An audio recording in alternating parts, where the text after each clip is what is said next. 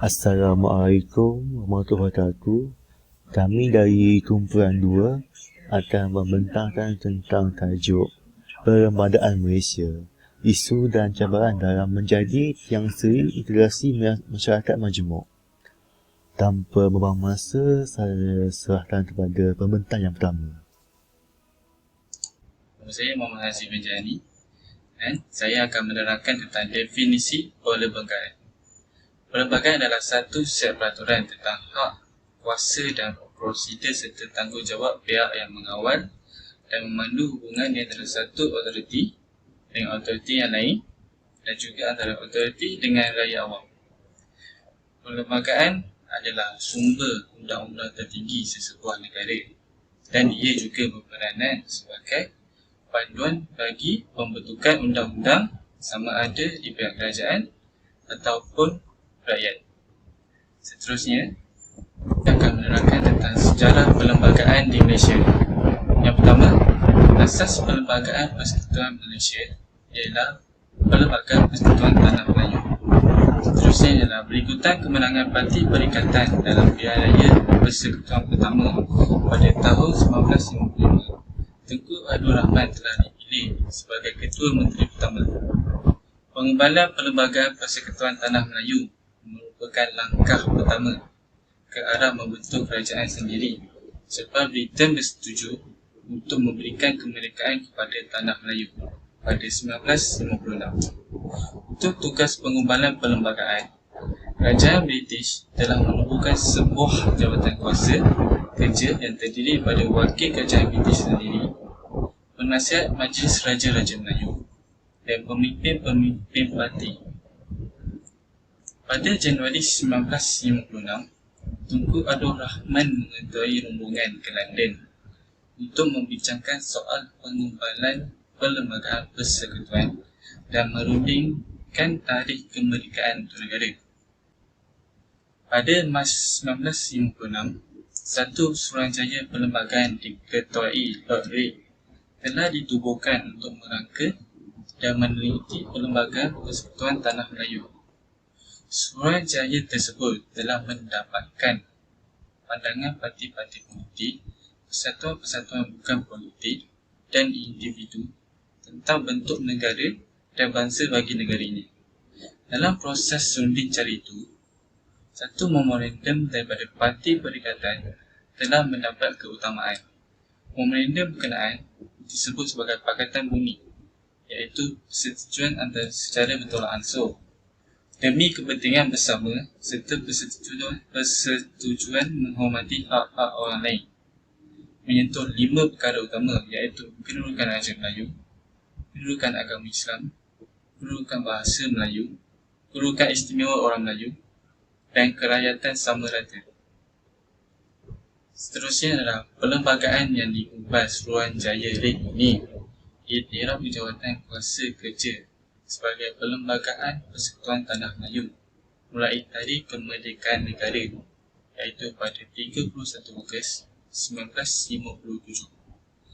Apabila Sabah dan Sarawak menyertai Persekutuan Tanah Melayu pada tahun 1963, beberapa peruntukan perlembagaan persekutuan telah dipindah dan nama negara telah ditukar kepada Malaysia. Seterusnya, mengenai perlembagaan dalam konteks Malaysia.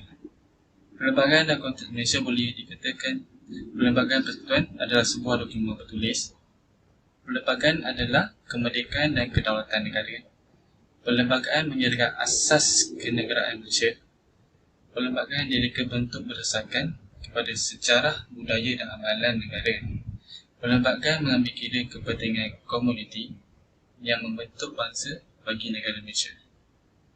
Seterusnya, saya akan menerangkan tentang tujuan perlembagaan ini dibuat. Ia bagi mewujudkan satu bentuk pemerintahan yang adil, mengelakkan penyalahgunaan kuasa oleh pemerintah, mengawal pergerakan kerajaan dan rakyat, cara untuk menyelesaikan masalah. Ia juga menjamin riwayat negara bangsa dan menjamin keamanan dan kestabilan negara Malaysia ini. Assalamualaikum, nama saya Luqman Hakim. Seterusnya kita akan teruskan kepada perlembagaan sebuah tapak integrasi dan tiang seri. Maksud tapak integrasi itu sendiri adalah sebuah ruang abstrak dan ruang nyata di mana pelbagai pihak dan ataupun kelompok masyarakat yang berbeza etika dan peradaban bertemu dan berikhtiar dalam mencari persetujuan secara aman dan harmoni tanpa keganasan. Tapak amat sinonim dengan bekas, jejak, kesan maupun tanda. Manakala integrasi pula merupakan dua golongan ataupun beberapa kaum dalam menjadikan satu kesatuan ataupun merealisasikan satu kesatuan yang utuh dalam mewujudkan pelbagai kaum ke arah satu masyarakat yang beridentiti di Malaysia. Secara ringkasnya, maksud tapak integrasi itu sendiri adalah asas yang menjadi tanda ataupun lambang kepada perpaduan kaum di negara ini. Seterusnya kita lanjutkan kepada konsep dan penghayatan tapak integrasi. Jadi, bagaimanakah cara ataupun perkara yang harus dilakukan untuk meningkatkan penghayatan dalam kalangan rakyat di Malaysia? Yang pertama adalah meningkatkan penghayatan dan pengamalan tentang prinsip-prinsip rukun negara kepada pelajar-pelajar sekolah maupun di peringkat institusi pengajian tinggi. Selanjutnya, memperluaskan mesej-mesej perpaduan dan slogan perpaduan. Sebagai contoh, bersekutu membawa mutu agar memudayakan perpaduan dan meraihkan kepelbagaian kalangan masyarakat majmuk. Seterusnya, mencari penyelesaian terhadap isu-isu perkauman yang sensitif dan agama yang boleh menyebabkan ataupun menjejaskan kepada perpecahan kaum dan memupuk perpaduan ataupun perdamaian. Antaranya, penyelesaian perbalahan mengenai Aisri dan penyelesaian konflik Kuil Mahamarayaman di Sumbajaya demi mengelakkan tragedi berdarah pada 13 Mei 1999 tidak berulang kembali. Seterusnya kita akan lanjutkan kepada ciri-ciri tapak integrasi. Ciri-ciri tapak integrasi ini yang pertama adalah sebuah ruang sosial, abstrak dan nyata. Seterusnya, proses pertemuan berasaskan 3 prinsip iaitu tawar-menawar, perundingan dan pengantaraan. Selanjutnya, satu titik pertemuan untuk kelompok-kelompok yang strategik. Dan akhir sekali, usaha membina tapak integrasi diteruskan demi menuju ke arah penyatu paduan rakyat. Berikutan adalah lanjutan kepada platform integrasi ataupun peringkat integrasi iaitu 3 peringkat: makro, meso dan juga mikro. Yang pertama adalah makro, Perlembagaan Persekutuan. Perlembagaan persekutuan ini berasaskan raja berperlembagaan yang menjadi simbol perpaduan rakyat. Keluhuran perlembagaan dalam prinsip rukun negara yang diisytiharkan pada 31 Ogos 1970 sebagai satu media penyatu paduan rakyat yang berbilang kaum.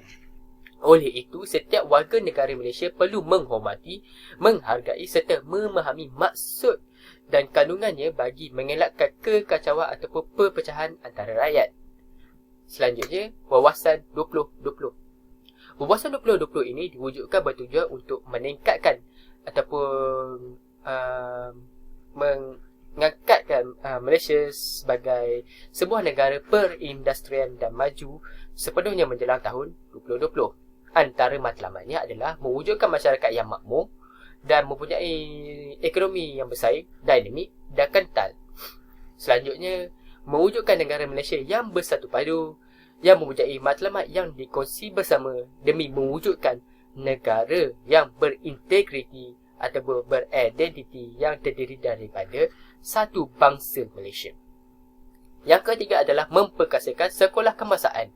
Atau hal ini kerana untuk memberikan kesedaran kepada pelajar tentang kepentingan interaksi dengan etnik lain. Seterusnya adalah meso, iaitu peranan NGO. Peranan NGO ini memiliki 3, iaitu NGO sosial, NGO keselamatan dan hak asasi, dan akhir sekali adalah NGO pendidikan dan keagamaan. Dan akhir sekali adalah mikro, inisiatif akar umbi ataupun peranan rakyat. Yang pertama adalah rumah terbuka. Rumah terbuka ini sering diadakan oleh setiap rakyat Malaysia yang berbilang masa apabila tiba musim perayaan. Tak kisahlah sama ada perayaan Cina, Deepavali ataupun Hari Raya. Hal ini dapat mewujudkan setiap atlet untuk menitik beratkan ciri-ciri sensitiviti yang ada pada agama masing-masing, seperti makanan yang dihidangkan ketika rumah terbuka. Seterusnya adalah penerimaan budaya. Masyarakat bukan Melayu kini telah mula menerima pembudayaan orang Melayu dari segi pakaiannya dan juga makanannya dan pelbagai lagi budaya. Hal ini dapat mengeratkan lagi hubungan antara pelbagai kaum dalam melalui pelbagai aktiviti setempat ataupun sosial. Dan seterusnya adalah kepentingan dan seterusnya adalah tapak integrasi secara tidak rasmi. Assalamualaikum warahmatullahi wabarakatuh. Saya, Azmi Nur Hakim Muhammad Zawawi, akan membentangkan tentang cabaran taksiran semasa. Seperti yang kita sedia maklum, dalam menjadikan perlembagaan sebagai tapak integrasi dan wadah perhayatan etika dan peradaban bagi Malaysia, kita memang tidak dapat nak lari daripada menghadapi cabaran sama ada daripada peringkat negara ataupun dunia. Oleh itu, saya akan menulas tentang cabaran yang perlu kita hadapi. Antaranya ya.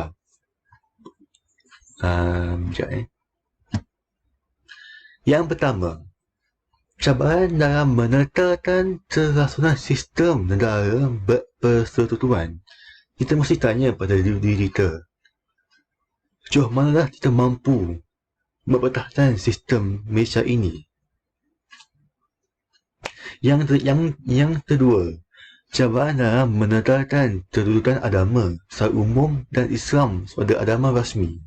Ini kerana terdapat banyak pihak yang ingin mengugat kedudukan Islam sebagai agama rasmi, seperti isu yang tentang yang panas tahun ini, iaitu seperti isu-isu taimah Allah dan sebagainya. Yang ketiga, cabaran dalam menghadapi gelombang hak asasi dan fahaman liberal.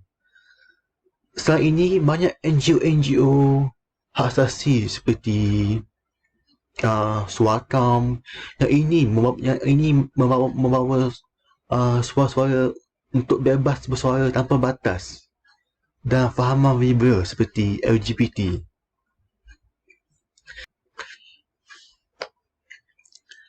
Yang keempat, cabaran dalam menekalkan keamanan negara kita. Seperti yang kita sedia maklum, pada tahun 2014 pernah berlaku suatu kes di mana ada pihak-pihak yang cuba untuk mendudat kedaulatan kita dengan menyerang negeri Sabah.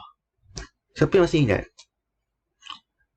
Oleh itu, kita perlu tanya pada diri kita, sejauh mana kita berani untuk berjuang untuk mempertahankan keamanan negara kita ini.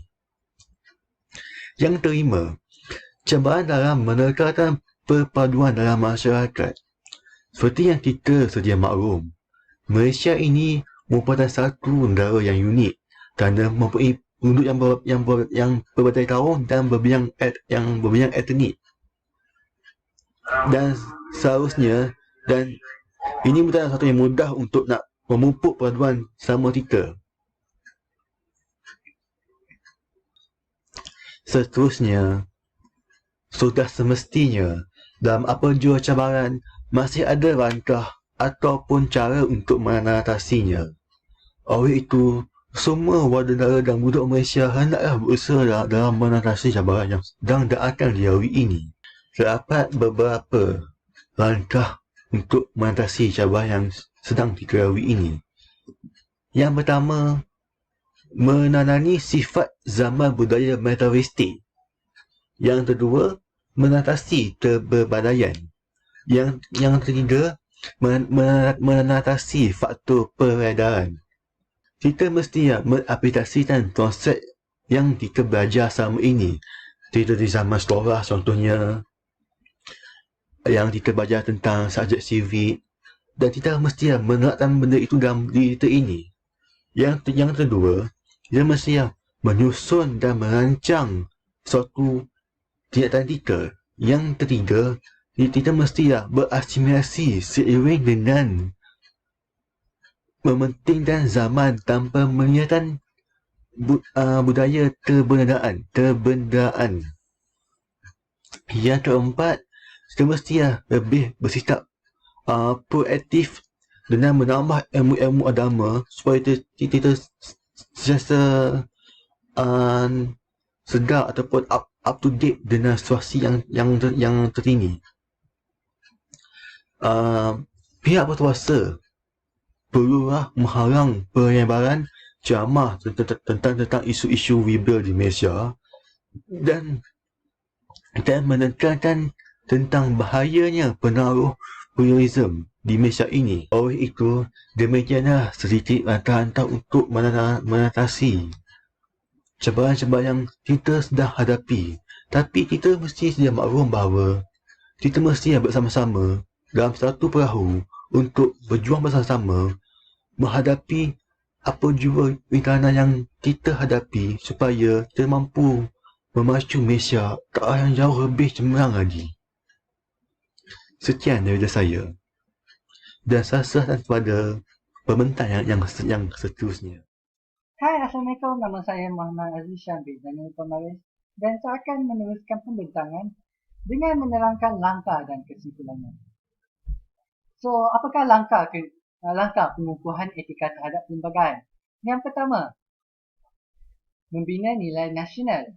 Ia untuk memupuk minda seseorang untuk menghayati dan menghargai perlembagaan. Tidak lupa juga untuk melahirkan kesedaran betapa pentingnya sebuah perlembagaan. Kerana perlembagaan telah memberi banyak sumbangan dan pengorbanan dalam menghadapi masa depan negara yang majmuk. Yang kedua ialah mengadakan kempen kesedaran. Ini untuk menanamkan dan menghayati prinsip perlembagaan dalam diri individu. Masyarakat zaman sekarang tidak mengambil peduli tentang perlembagaan dan kesejahteraan negara Malaysia. Oleh itu, pihak berkuasa boleh mengambil berat dan mengadakan kempen-kempen untuk memupuk sifat patriotik dalam diri seseorang. Pihak berkuasa juga boleh mengambil berat untuk memupuk perpaduan kaum dan memastikan rakyat Malaysia mengetahui tentang maksud perlembagaan. Yang terakhir ialah melalui pendidikan. Ini untuk memastikan warga pendidik, khususnya para pelajar, dapat memahami dan menghormati perlembagaan. Para guru-guru di sekolah juga mesti mengambil berat dan mengajar tentang kebaikan perlembagaan dan fungsinya untuk para pelajar. Para guru juga boleh mengadakan kuis atau sesi soalan tentang perlembagaan. Kesimpulannya,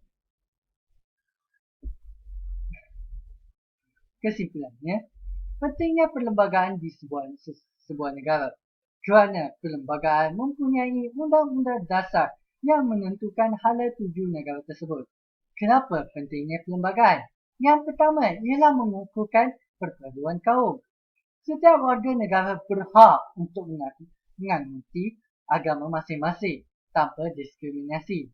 Undang-undang ini adalah untuk memastikan setiap masyarakat menjaga dan menghormati hak masing-masing. Yang kedua ialah untuk memastikan pentadbiran dan pemerintahan yang adil dan telus. Berdasarkan perlembagaan, Malaysia yang mempunyai sistem raja berperlembagaan di mana yang di-Pertua Agong akan dipilih oleh Majlis Raja-Raja untuk menjadi ketua negara dan mempunyai bidang kuasa seperti yang dikanonkan dalam Perlembagaan Malaysia. Sistem ini yang mempunyai tempoh masa iaitu sepanjang 5 tahun. Sepenggal adalah adil dalam memberi peluang dan ruang kepada mereka yang berkuasa untuk memerintah dan mentadbir negara ke arah kemajuan yang lebih baik daripada sebelum ini. Yang ketiga ialah menjamin perkembangan ekonomi negara. Dengan itu, ini saja pembentangan saya. Terima kasih.